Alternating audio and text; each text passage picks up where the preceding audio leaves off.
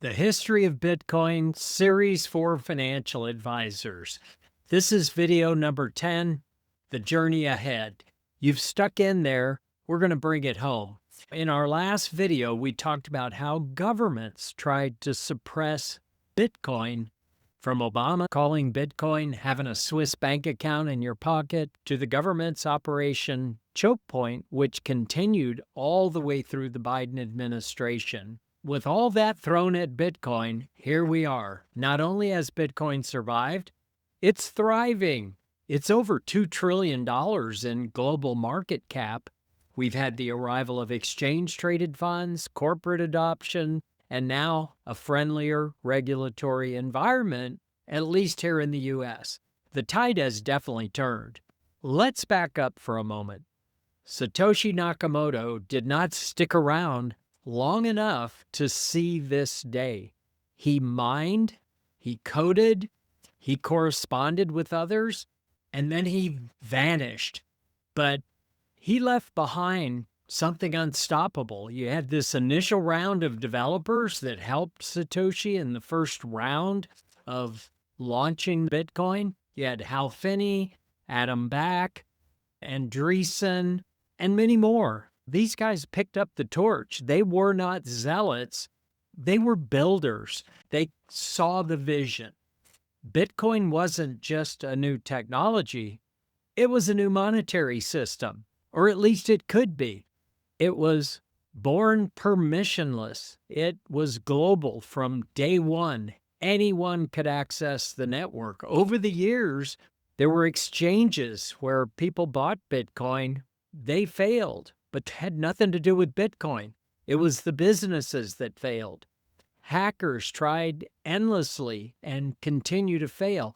Even within the community, there were civil wars, and yet block after block, tick-tock, next block, every 10 minutes, a next block of transactions came through. Faith, patience, discipline, just like we do with our clients in long-term portfolios. This is what carried Bitcoin forward. What's your takeaway as a financial advisor? I want you to think about the last time a client panicked during a downturn. As I keep saying, your role is not just about the math. It's about faith in the future, patience to stay the course, and discipline to avoid emotional mistakes. Bitcoin's survival has followed those same principles. That's why we're here today talking about it. Now it's not fringe anymore. It's growing exponentially, institutional adoption. Governments are setting up sovereign reserve funds all over the world. Even my local town, and I think 9 states in the United States, have set up Bitcoin strategic reserves at the local and state level. It's in pension funds. It's on corporate balance sheets. It's regulated as a commodity. It has been deemed a commodity for over 10 years when the IRS made the ruling. This 21 million maximum cap on Bitcoin has held firm. The network is built around incentives. Whether you're holding Bitcoin or mining Bitcoin, the incentives continue to work. The system is bigger, more secure, and more battle-tested than ever before. What do you do with all this? As Jeff Booth, who's an important name in Bitcoin, you need to look him up. He wrote a book. He's all over YouTube. He talks about this exponential growth of Bitcoin. It's hard for the human mind to grasp exponential growth. We all say exponential growth like compound interest, and we all nod our heads like, oh yeah, I know what that is.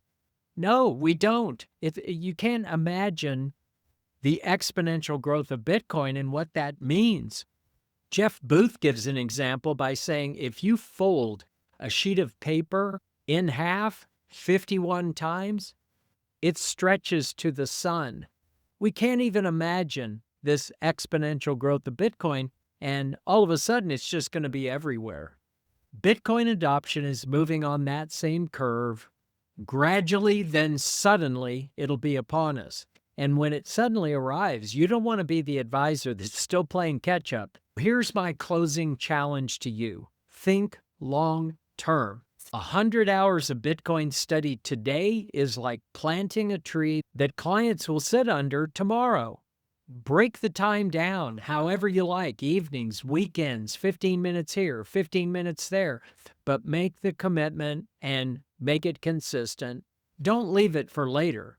Do it so that you can serve your clients with confidence when they come to you. You don't want to deliver up confusion because you're not 100% sure what you're talking about. Click the link in the description if you want to read the full article that backs up my video series. That's where the whole story comes together. And then get started on your 100 hours. The journey mastering Bitcoin is not about speculation. Matter of fact, you ask me, the starting point is owning Bitcoin. I've made a pledge that I'll give any financial advisor who approaches me, I'll give you some Bitcoin. Reach out to me, I'll give you some Bitcoin.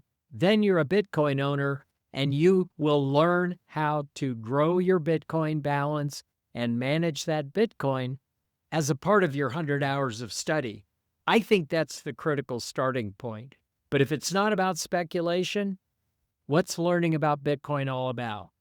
It's about staying relevant, serving your clients, and preparing for the future.